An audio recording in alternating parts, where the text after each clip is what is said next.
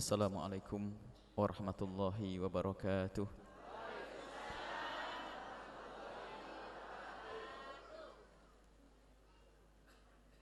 Innal hamdalillah nahmaduhu wa nasta'inuhu wa nastaghfiruh wa na'udzu billahi min syururi anfusina wa min sayyiati a'malina.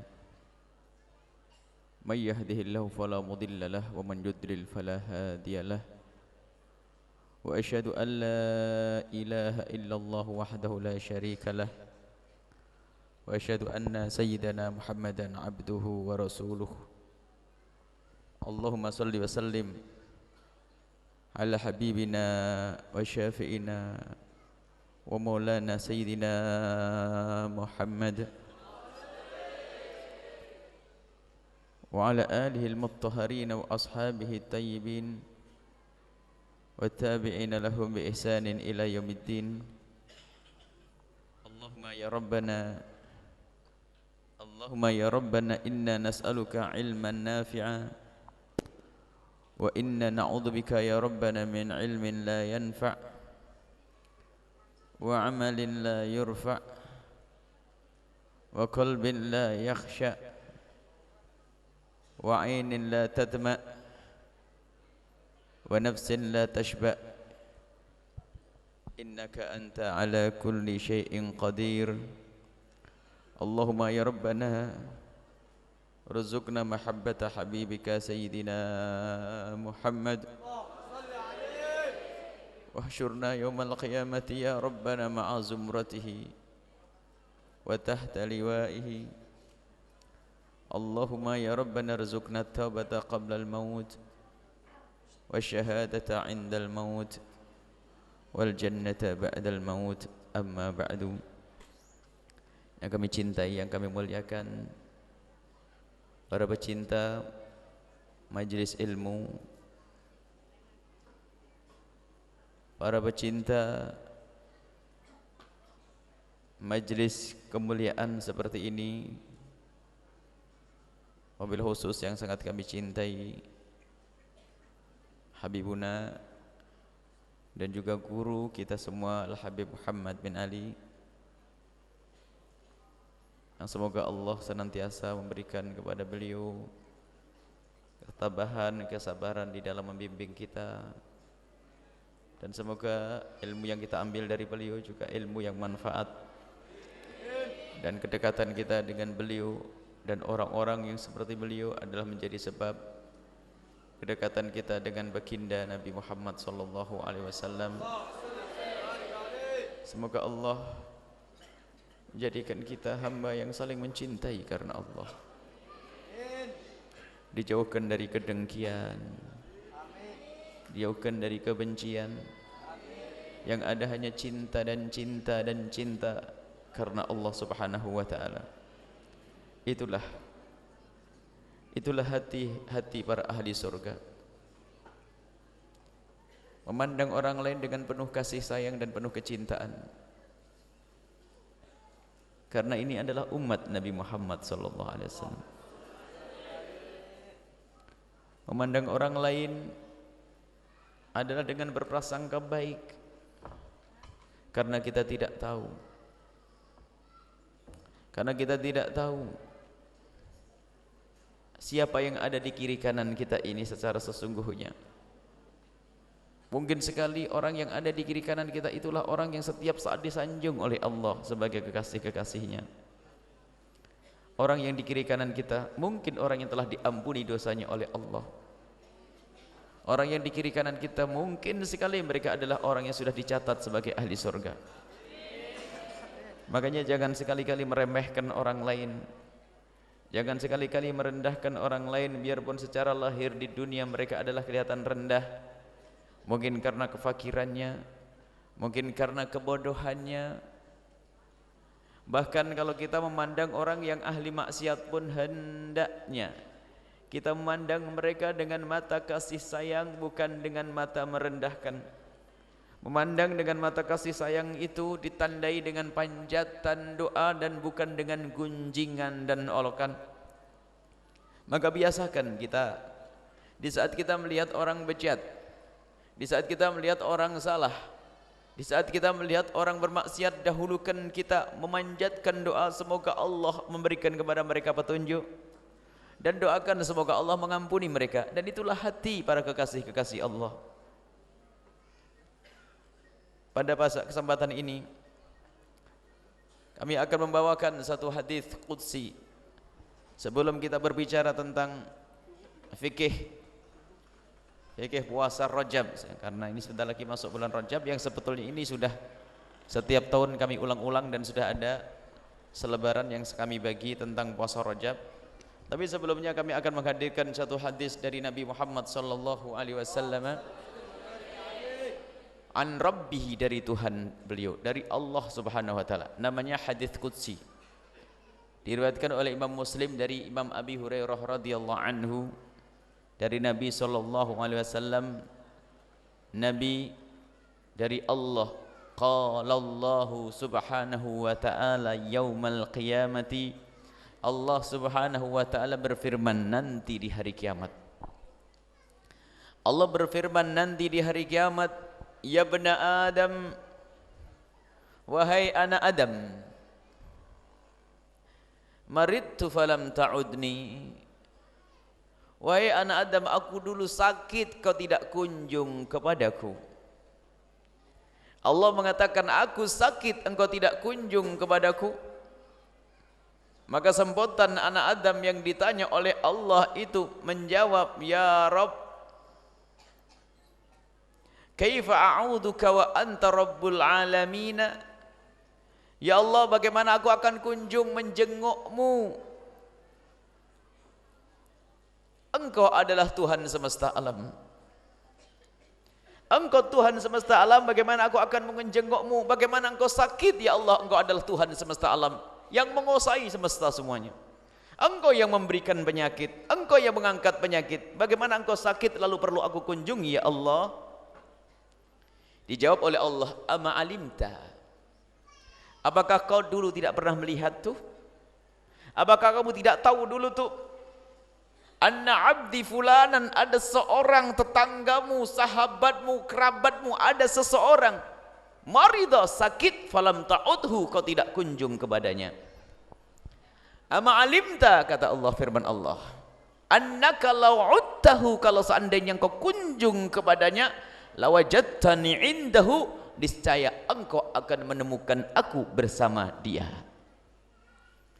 Sepotong hadis ini menunjukkan bagaimana Allah mengajar kita untuk punya kasih sayang. Di situ Allah berfirman, maritu, aku sakit. Ingat, bukan Allah sakit secara sesungguhnya, tidak. Begitulah bahasa Allah. Begitu dekat dan cintanya Allah kepada orang yang sakit sampai Allah mengatakan, aku sakit. Maksudnya apa? Aku bersama orang yang sakit. Jadi orang sakit itu dekat kepada Allah. Orang yang sakit dekat kepada Allah, dan ini pendidikan untuk dua orang. Yang pertama orang yang sakit, yang kedua orang yang melihat orang sakit. Hai hamba yang diberi oleh Allah penyakit, yang diberi oleh Allah sakit, ketahuilah, sakit bagi ahli iman adalah untuk menghapus dosa-dosamu. Sakit bagi ahli iman adalah untuk mengangkat derajatmu. Sakit bagi ahli iman adalah untuk dipersiapkan nanti oleh Allah dengan pahala yang banyak sekali di akhirat nanti. Dan sakit yang diberikan oleh Allah kepada seorang hamba yang beriman itu tanda Allah cinta kepadanya. Sampai disebutkan dalam hadis Nabi, innallaha idza ahabba 'abdan ibtalah. Kalau Allah mencintai seorang hamba akan diuji, dan termasuk ujian yang diberikan kepada seorang hamba tersebut adalah diberi penyakit. Maka jika seorang diberi oleh Allah rasa sakit kemudian dia bersabar, ketahuilah, pahala dan pahala, pahala dan pahala. Dan kemudian kalau dilanjutkan dalam keadaan meninggal dunia, sudah dibersihkan oleh Allah habis dosanya karena dia sakit, dan dengan penuh kesabaran lalu menyambut kematian dengan muqaddimah rasa sakit, maka itulah orang yang telah diampuni oleh Allah Subhanahu wa taala. Yang kedua adalah kalau kita melihat orang sakit. Kalau melihat orang sakit, awas dan hati-hati dengan orang sakit, karena Allah dekat dengan orang sakit. Doanya dikabul oleh Allah, dan kasih sayang yang kita berikan kepada orang sakit itu mengundang kasih sayang Allah untuk kita. Pertolongan yang kita berikan kepada orang sakit akan mengundang pertolongan Allah untuk kita. Kepedulian kita kepada orang sakit mengundang kepedulian Allah untuk kita.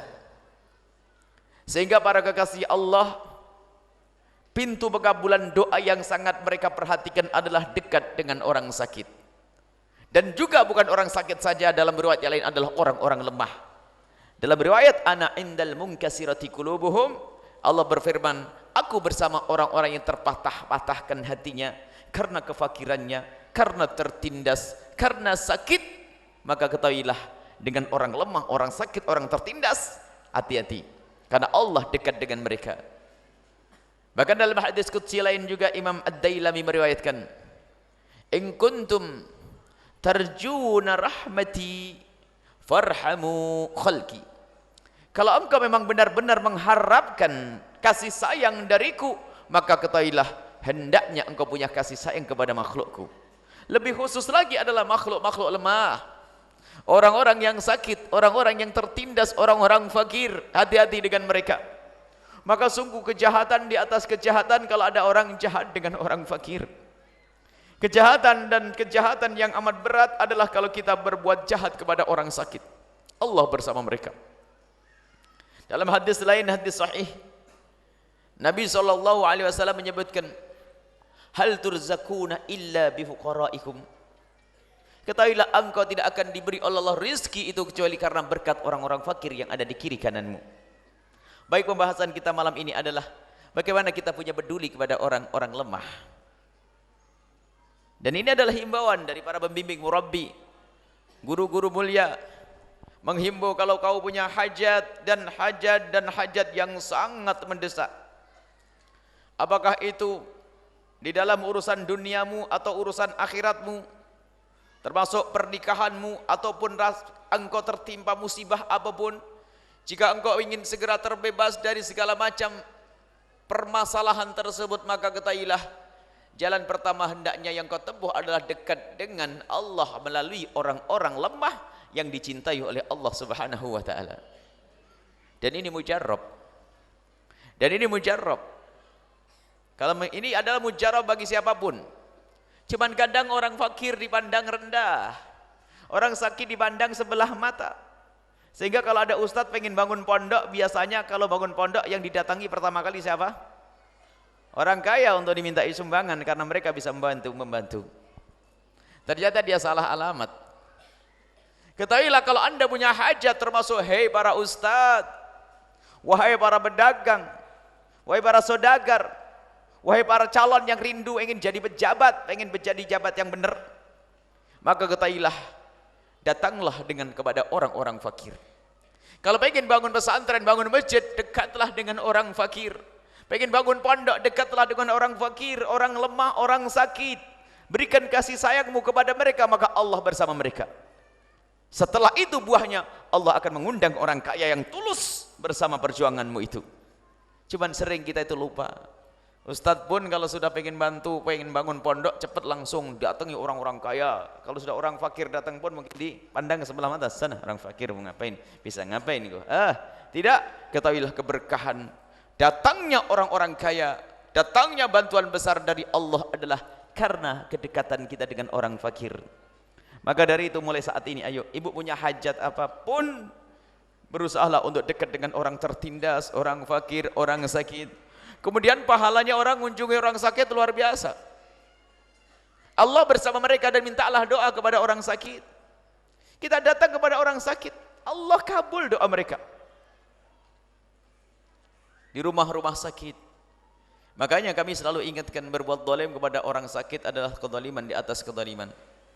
Mungkin ada di antara anak-anak kita yang nanti masuk fakultas kedokteran. Ingat wahai anak-anakku, kalau engkau masuk fakultas kedokteran, sebetulnya engkau masuk ladang pahala yang amat besar. Kapan itu? Di saat engkau menggunakan ilmumu benar-benar dan dengan penuh kejujuran, membantu orang yang sakit. Tapi awas-awas jika engkau memanfaatkan orang sakit, lalu engkau harus membuat resep palsu yang seharusnya tidak kau beri resep. Yang seharusnya tidak operasi, harus operasi. Yang tidak harusnya beli obat, lalu beli obat. Awas, hati-hati, pengkhianatan pada dirimu itu akan Allah mendatangkan musibah untukmu di akhirat dan kadang musibah itu akan dikirim di dunia sebelum di akhirat karena kezaliman. Yang jadi perawat sekalipun, wahai adik-adikku, ini kayaknya ada yang diperawat sana.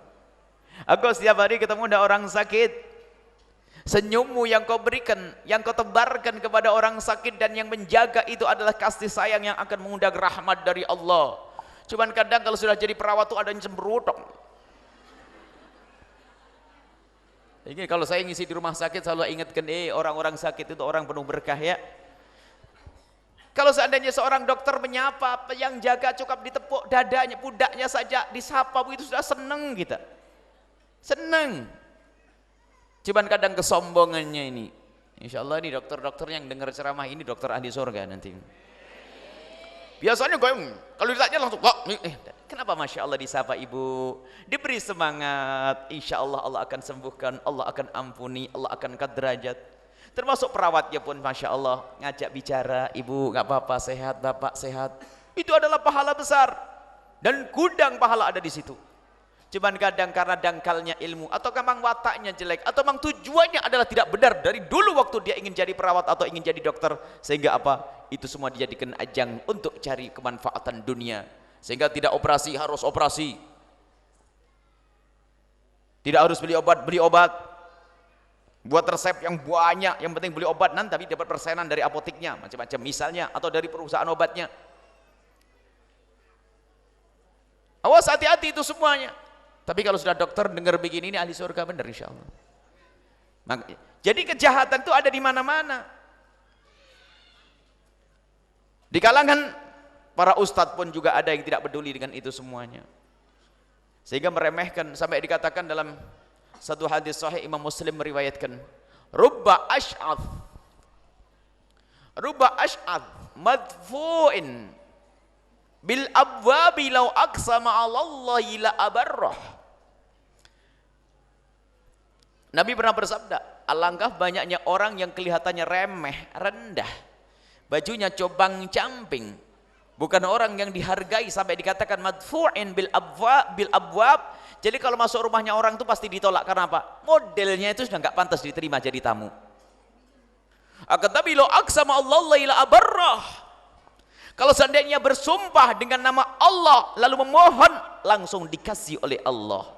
Ada hamba rubba dan bakalian rubba. Nabi menyebutkan alangkah banyaknya orang yang ternyata dia itu secara lahir kayak nggak ada apa-apanya. Biasanya kita kalau minta doa kepada apa? Kiai ya. Kiai. Padahal di kiri kanan kita itu juga ada orang lemah, orang sakit, datangi dia. Berikan makanan, hadiah sampai dia senang, maka lintasan-lintasan doa yang ia panjatkan itulah yang akan menjadikan sebab dikabul doa kita oleh Allah Subhanahu wa taala. Hajat kita akan dikabul oleh Allah Subhanahu wa taala. Inilah ya fikih kita untuk bisa dekat dengan orang sakit, orang tertindas, orang fakir. Maka kalau ibu pengen anaknya sukses, jangan hanya ngirim anaknya saja, dipotong sedikit. Kalau biasanya ngirim 500, kurangilah 500, kurang 25.000. 25-nya saya titip, nak, duitnya saya potong nak ya. Untuk apa Umi? Untuk kamu. Tapi tidak saya berikan kepadamu, untukmu, tapi aku lewatkan orang fakir di kiri kananku. Masya Allah. Lihat, itu akan menjadikan anak kita dijaga oleh Allah Subhanahu wa ta'ala. Kalau pendidikan dari Nabi ini diamalkan, alangkah indah. Semuanya yang kaya jadi ahli surga, yang fakir pun menjadi sejahtera. Cuman kadang kita ini dengan kesombongannya. Sombong itu kalau sudah menguasai siapapun akan menjadi sengsara, menjadi merepotkan orang. Orang kaya sombong, lihat, duduk sama orang fakir gak mau, padahal duduk dengan orang fakir seperti dengan Allah. Kiainya sombong pun kadang-kadang didatangi orang fakir, katanya masih sakit, masih sibuk, masih istirahat. Tapi kalau yang datang pakai mobil langsung ahlan wa sahlan marhaba, Masya Allah. Sibah. Ada aib. Ada rendah. Baik, mari kita semuanya mulai detik ini kita lihat ibu. Tidak usah jauh-jauh yang ada di kiri kanan kita. Di belakang rumah ibu itu. Orang fakir di rumah. Orang sakit, apa yang ibu miliki sisihkan untuk mereka.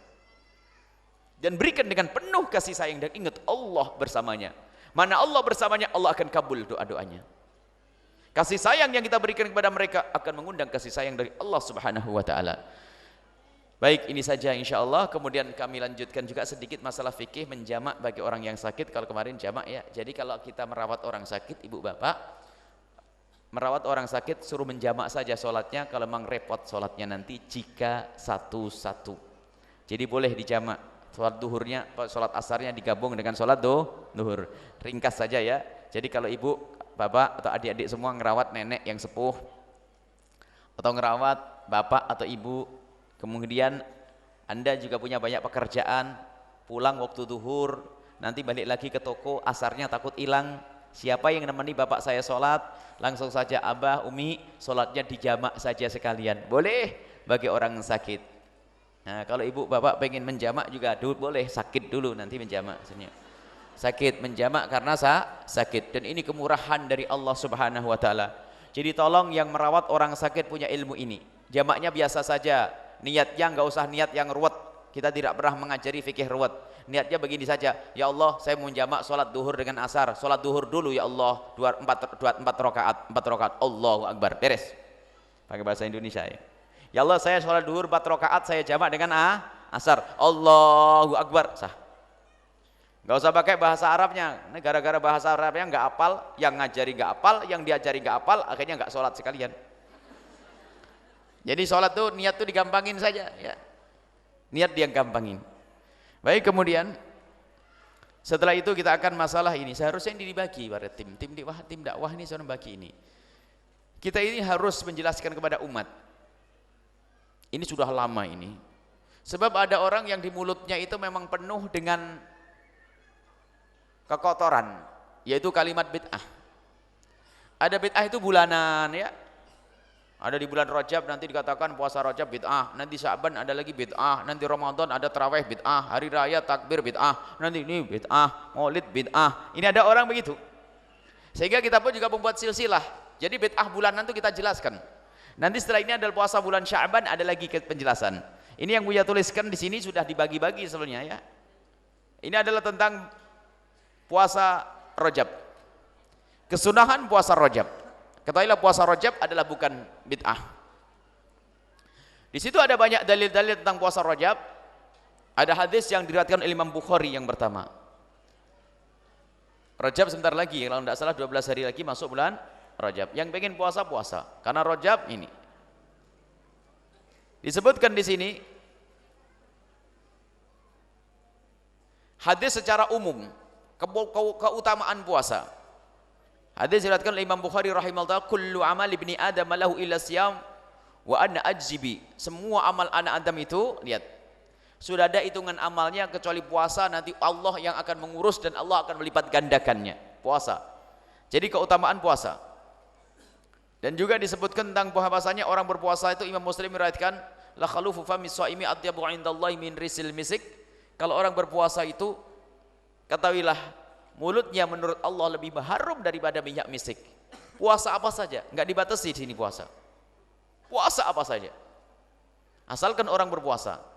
Adapun puasa khusus di bulan Rajab, ini ada puasa di bulan Rajab. Ini hadis diriwayatkan oleh Uthman ibn Hakim al-Ansari. Qala, beliau berkata, Sa'altu Sa'id ibn Jubair. Saya bertanya kepada Sa'id bin Jubair an shaumi Rajab. Aku pernah bertanya tentang puasa bulan Rajab. Hadis riwayat Imam Muslim ini. Wa nahnu yauma idzin fi Rajab, waktu itu kami berada di bulan Rajab. Jadi ada sahabat Nabi bertanya kepada sahabat yang lainnya yang lebih tahu tentang Nabi Muhammad. Aku bertanya kepada Sa'id tentang puasa bulan Rajab, yang kebetulan waktu itu aku berada di bulan Rajab. Jadi para sahabat Nabi itu begitu rindunya untuk bisa beramal baik, maka mereka banyak bertanya tentang amal. Pas di bulan Rajab, ingat loh, Rajab itu ada puasa enggak? Bagaimana, adakah puasa bulan Rajab? Tanya ini. Faqala, kemudian Sayyidina Sa'id berkata, Sami'tu ibn Abbas, aku mendengar Sayyidina Abdullah bin Abbas radhiyallahu anhu yaqulu, Sayyidina Abdullah bin Abbas pernah berkata, karena Rasulullah SAW yasumu, Sayyidina Rasulullah itu pernah berpuasa di bulan Rajab, hatta nakula la yuftir. Aku pernah menemukan Nabi Muhammad itu puasa di bulan Rajab sampai hampir seolah-olah tidak berbuka.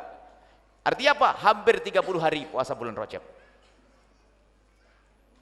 Jadi Nabi pernah puasa di bulan Rajab itu hampir penuh sampai nggak pernah berbuka. Artinya apa? Setiap hari berpuasa di bulan Rajab. Wa yuftir, kemudian kadang juga pernah di tahun yang lainnya Nabi itu nggak pernah berpuasa di bulan Rajab. Hatta naqulu la nasumu, hampir tidak puasa semuanya, tapi masih ada. Di sini menunjukkan bahwasanya puasa di bulan Rajab itu boleh. Tandanya apa? Nabi pernah melakukannya. Kemudian Nabi pernah meninggalkannya. Jadi kalau Nabi pernah meninggalkannya, kemudian Nabi pernah melakukannya, kemudian kok ditinggalkan oleh Nabi, itu namanya sunnah. Jadi sunnah itu adalah Nabi pernah melakukan, lalu kok tiba-tiba Nabi meninggalkan, itu namanya sunnah. Tidak akan berubah menjadi haram. Banyak amalan-amalan yang ditinggalkan oleh Nabi itu karena takut diwajibkan, takut menjadi wajib. Pas waktu sholat malam di bulan Ramadan, di malam yang pertama ada orang ikut bersama Nabi, malam kedua, malam ketiga, malam keempat Nabi tidak keluar lagi. Waktu ditanya, engkau tidak keluar ya Rasulullah? Nabi menjawab, aku takut diwajibkan oleh Allah. Kalau diwajibkan kamu akan keberatan. Jadi Nabi meninggalkan puasa Rajab ini karena Nabi juga takut diwajibkan bulan Rajab itu untuk kita. Sehingga Nabi berpuasa di bulan Rajab, kemudian setelah itu Nabi meninggalkannya. Nah, ini banyak riwayat-riwayat tentang ini, singkat saja ya. Kemudian bulan Rajab ini termasuk juga bulan haram. Jadi bulan haram itu ada 4. Inna iddata syuhuri indallahi 12 syahra. Minha arba'atun hurum, diantaranya adalah 4 bulan haram. Dan bulan haram diantaranya 1 bulan Rajab. Bulan Rajab adalah bulan haram. Dan ada pun masalah puasa di bulan haram ini, Nabi pernah menjelaskan. Rasulullah SAW pernah menjelaskan, sum minal hurumi watruk. Kalau engkau pengen berpuasa, puasalah di bulan haram, karena itu adalah ada kemuliaannya. Watruk, kalau kamu ingin meninggalkan, tinggalkan. Jadi nggak ada larangan puasa di bulan haram. Makanya aneh betul di zaman sekarang, kok tiba-tiba ada orang yang berkata puasa di bulan Rajab itu adalah bid'ah. Jadi sudah jelas sampai di sini saja, karena waktu ringkas nanti insyaallah. Ya, yang penting ada mukaddimah tentang puasa Rajab. Yang pengen puasa Rajab, puasalah di bulan Rajab. Adapun pahala 1 hari mendapatkan gini, itu memang riwayatnya banyak yang tidak benar. Kita hanya akan menyampaikan riwayat yang sahih saja untuk menepis orang yang membid'ahkannya. Tapi memang bersamaan dengan puasa Rajab ini banyak riwayat palsu. Yang hari pertama dapat begini, hari kedua dapat begitu, hari ketiga dapat begini. Itu tidak ada dari Nabi SAW. Maka kita tidak pakai riwayat semacam itu. Tapi sudah jelas bahwasanya tadi Rajab Nabi pernah berpuasa, cukup. Jadi ibu bapak kalau pengen puasa di bulan Rajab, silahkan puasa bulan Rajab. Kalau mau dipilih bulan Rajab di hari Senin, Kamis, puasalah. Yang penting jangan sampai ada yang berkata di antara kita bahwasanya puasa bulan Rajab adalah bid'ah. Puasa bulan Rajab adalah sunnah. Itu saja, selesai. Wallahu a'lam bissawab. Yang mau ditanyakan dipersilahkan.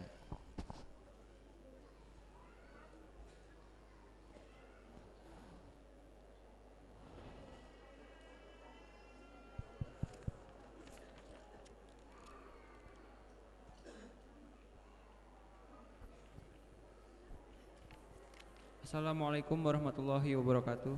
Assalamualaikum warahmatullahi wabarakatuh. Buya, saya mau bertanya bagaimana tentang orang sakit. Bagaimana ketika orang sakit itu adalah non muslim? Bagaimana bagi dia dan bagaimana bagi kita yang mengunjunginya? Terima kasih. Wassalamualaikum warahmatullahi wabarakatuh. Assalamualaikum warahmatullahi wabarakatuh. Lihat indahnya Islam. Kita tidak disuruh untuk membuat permusuhan dengan siapapun, asalkan orang itu tidak membuat permusuhan dengan kita. Orang di luar Islam asalkan dia bukan orang kafir harbi. Kafir harbi itu orang yang menantang, yang mengajak berperang dengan kita. Maka itu kafir harbi. Tapi kalau ada tetangga kita yang memang niat untuk hidup berdampingan dengan kita, kalau ternyata mereka itu sakit, maka kita wajib memberi obat. Dan kalau mereka lapar, kita pun wajib memberi makan. Itu indahnya pendidikan dalam Islam. Kalau kita membiarkan mereka tidak makan lalu kelaparan sampai mati, Nabi Muhammad pun marah dengan kita, biarpun mereka orang kafir. Kecuali orang kafir yang kurang ajar itu, misalnya ngajak perang, nyeci maki dan macam-macam, lah itu memang nggak perlu diperhatikan. Ada kafir harbi yang memang membuat peperangan dengan umat Islam, maka ketahuilah kalau kafir harbi, maka kita pun tidak boleh memberikan pertolongan kepada mereka. Bahkan bukan sampai di situ, kalau mereka mati, orang kafir itu mati, asalkan bukan kafir yang memerangi kita, tetangga kita Nasrani, yang tidak memerangi kita hubungan baik dengan dia, maka kalau mereka mati, kalau ternyata tidak ada yang mengkubur, maka kita pun wajib mengkuburkannya. Tapi tidak wajib disolati dan tidak, bahkan haram disolati, dan tidak perlu kita cukup kafani saja, dibungkus lalu dikubur. Itu wajib kita untuk merawatnya sampai kita kubur. Itu indahnya di dalam Islam. Jadi biarpun orang kafir, kita tidak disuruh membuat peperangan dengan mereka. Dari mana pendidikan perang itu? Perang itu adalah ada sebabnya 3. Mereka menodai agama kita. Mereka menodai kehormatan kaum muslimin. Dan mereka merusak negeri. Jadi peperangan itu baru akan terjadi jika mereka itu telah menodai kita. Jadi negara itu ada 3 unsur. Ada bangsa, ada negara, ada tanah air. Ada undang-undang, ada tanah air. Undang-undang, manusianya, dan tempat tinggalnya. Lihat, jika ada orang di luar Islam itu sudah menodai salah satu, menjajah kita perangi dia. Atau menjajah iman kita, akidah kita perangi dia. Atau memusuhi manusia seperti kita membunuh, maka dia pun akan kita perangi. Itu adalah kaidah di dalam peperangan yang ada dalam Islam. Adapun di dalam peperangan sendiri, Nabi Muhammad pun punya cara yang sangat indah. Nabi SAW, dalam peperangan sekalipun kita harus punya hati nurani. Sehingga Nabi melarang, dan di dalam peperangan dilarang membunuh anak kecil, dilarang membunuh kaum wanita, dilarang membunuh orang tua. Ini kan pendidikan dari Nabi. Tapi lihat di luar Islam sana, lihat membantai, mengebom, anak kecil dibunuh, perempuan ini di luar Islam itu semuanya. Akan tapi jagat ini memang sudah gonjang-ganjing, jagat ini memang sudah benar-benar informasi dibolak-balik. Lihat, umat Islam selalu dikambing hitamkan, teror dan sebagainya. Dalam Islam nggak ada teror. Dalam Islam adalah selalu mengajarkan keindahan, akan tapi selalu umat Islam yang didolimi di mana-mana. Kalau dibom ribuan kaum muslimin, tenang saja. Mereka itu yang katanya membela hak asasi manusia. Begitulah dunia ini kalau sudah dikuasai oleh orang-orang yang tidak beriman, orang beriman akan jadi bulan-bulanan. Akan tapi itu akan mengangkat derajat kita semuanya. Semoga Allah menjaga anak-anak kita, menjaga keluarga kita dengan keimanan mereka. Berbeda dengan orang yang murtad. Tadi orang yang kafir asli ya. Kalau orang murtad aslinya Islam, keluar dari Islam, dia adalah orang yang tidak terhormat. Kalau orang kafir asli, dia orang Nasrani asli, kita wajib beri makan dia kalau dia lapar. Tapi kalau orang murtad, haram kita memberi makan, memberikan pertolongan juga haram. Kalaupun dia mati pun kita juga tidak wajib untuk mengkuburnya. Kalau mau dikasihkan bangkainya, kasihkan kucing, kasihkan harimau, kasihkan kucing dan harimau. Itu orang murtad. Lihat, orang murtad rendah sekali. Orang murtad rendah, haram kita berikan pertolongan kepada orang murtad. Tapi orang Nasrani, orang Kristen yang di kiri kanan kita emang aslinya Kristen, kita wajib berikan pertolongan kalau dia sakit. Bedakan, kalau dia lapar kita kasih makan. Wallahu a'lam bissawab.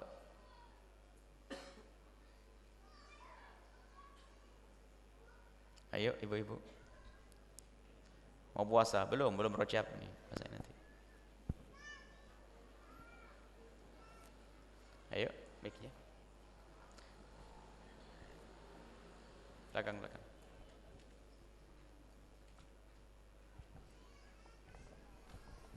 Assalamualaikum warahmatullahi wabarakatuh. Waalaikumsalam warahmatullahi wabarakatuh. Buya mau nanya tentang puasa Rajab. Gimana, boleh enggak kalau puasa Rajab kita ngambilnya hari Senin, terus kita juga niat sunnah hari Senin. Baik. Gabungin jadi niatnya. Baik, bagus, ini pertanyaan yang bagus. Terima kasih. Pengen ngerangkep. Khusus untuk ibu-ibu, adik-adik yang punya utang. Yang angkat tangan yang punya utang. Kalau punya utang puasa, dahulukan utangmu. Cuma Allah tuh maha kasih. Kalau ibu punya utang kok bayarnya dipaskan hari Senin, bayarnya pas hari Senin, maka ibu langsung dapat pahalanya puasa hari Senin. Dipaskan hari Rajab pun pas dapat puasa bulan Cuman niatnya kalau mengkodok bayar utang nggak boleh didobel. Niatnya bayar utang tok, tapi pahalanya double. Enak ya? Udah. Jadi bayar utang aja dulu, cepet bayar utangnya cepet. Jangan bikin pusing suamimu nanti. Kalau sudah mendekati puasa suaminya suruh nemani ngamuk-ngamuk.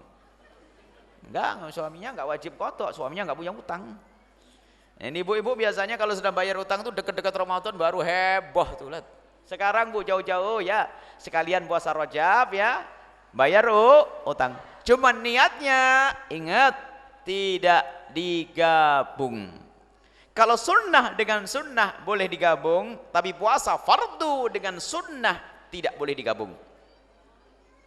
Ingat, puasa fardu nggak boleh digabung dengan puasa sunnah. Tapi kalau ibu puasa wajib mengkodok pas barengan hari sunnah, ibu dapat pahalanya Contohnya 6 Syawal, puasa sunnah 6 Syawal kan ada. Karena ibu punya utang 6 hari waktu bulan Ramadan karena datang bulan. Ibu di bulan Syawal langsung saja mengkodok 6 hari. Mengkodoknya oke, beres, dapat pahala apa? 6 Syawal. Jelas ya? Niat fardu dalam puasa tidak boleh digabung dengan sunnah. Tapi kalau niat sunnah boleh digabung. Misalnya pas ibu puasa Daud dibarengi dengan hari Senin pas bulan Rajab, sunnah dengan sunnah. Kalau puasa itu boleh digabung, biarpun itu sunnah dikukuhkan, sunnah rawatib dengan sunnah yang lainnya boleh kalau puasa. Kalau sholat rawatib tidak boleh digabung dengan sholat sunnah yang lainnya. Sholat fardu tidak boleh digabung dengan sholat sunnah. Sholat sunnah dengan sholat sunnah pun di dalam sholat ada aturannya, beda kalau puasa. Kalau puasa sunnah apapun boleh digabung. Ibu puasa Syawal, bukan mengkodok ya. Ibu puasa Syawal pas hari Senin, pas ibu Daudan. Pas di hari putih tanggal 13, 14, 15. 5 pun niat. Aku niat puasa putih, hari putih, bukan puasa putihnya orang yang nggak mau makan daging enak nggak mau makan itu. Ini puasa beneran ini. Puasa di hari putih, puasa hari putih, hari Senin, kemudian ditambah bulan Syawal, kemudian kebetulan ibu ke puasa Daud, digabel niatnya. Boleh, kalau puasa sunnah boleh digabung niat dengan niat puasa sunnah. Baik, bagus ini. Setelah bertanya diamalkan insyaallah ya. Baik, insyaallah. Lagi tutup. Tidak usah panjang-panjang karena alhamdulillah di majelis ini kan ada ahad keempat dengan Habib Muhammad. Datang ya. Keempat ya Habib ya? Keempat ya betul insyaallah. Datangi majelis beliau, ada maulidnya, ada segala macam insyaallah. Ayo silakan mau ditanyakan. Cukup belum cukup? Perlu praktek sekarang. Tadi pesan pertama tadi masalah orang sakit Bu ya. Ibu kalau punya hajat datangi orang fakir. Dan termasuk hajat kami Bu ada lagi. Mangga silakan. Ada yang mau tanya?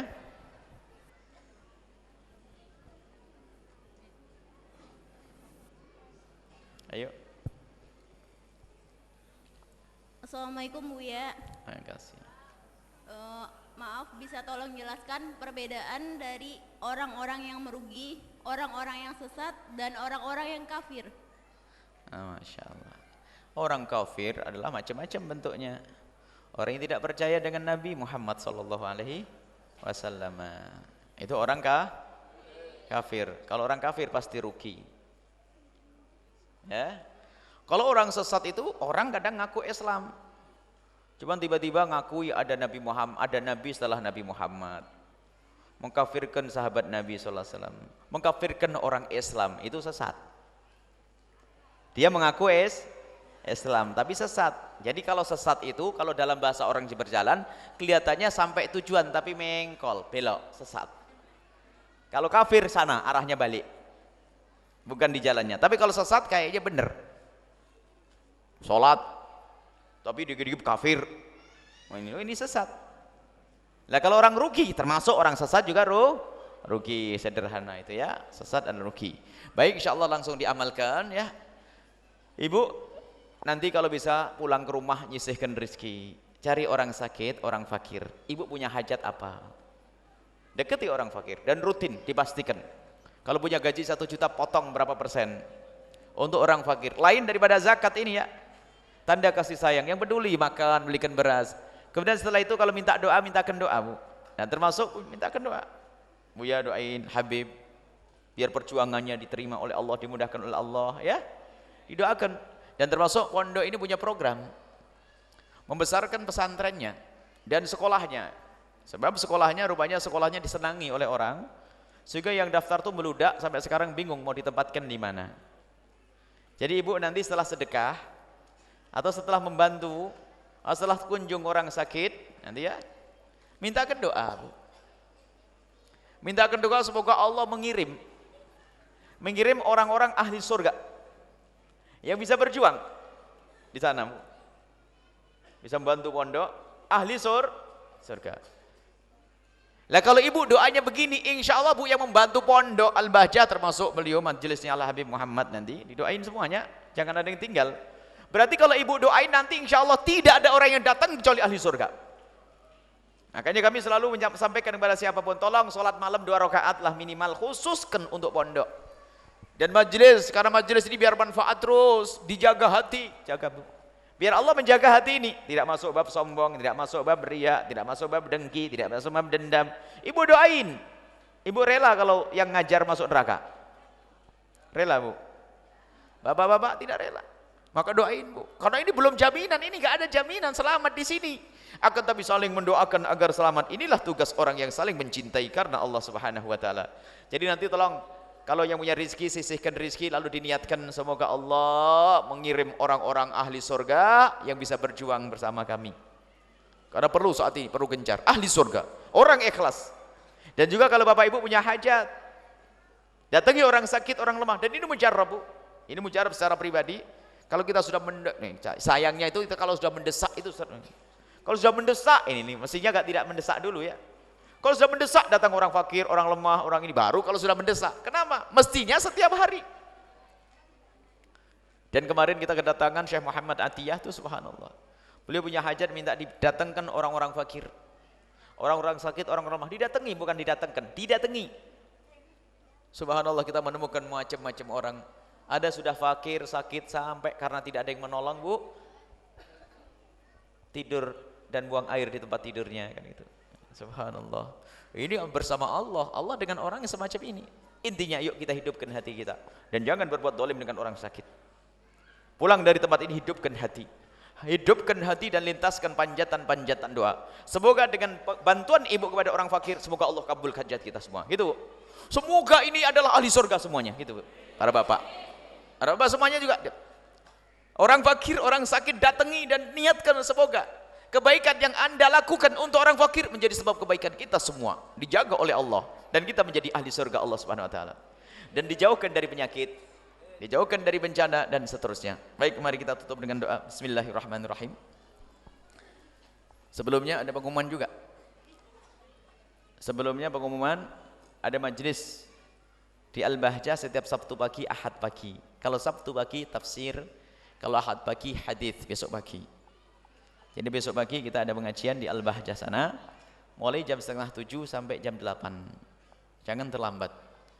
Dan juga jangan lupa Ibu untuk bisa rutin dalam pengajian setiap malam Jumat di Cirebon TV sama Radar TV. Setiap malam Jumat, gantian jamnya. Radar TV sama Cirebon TV.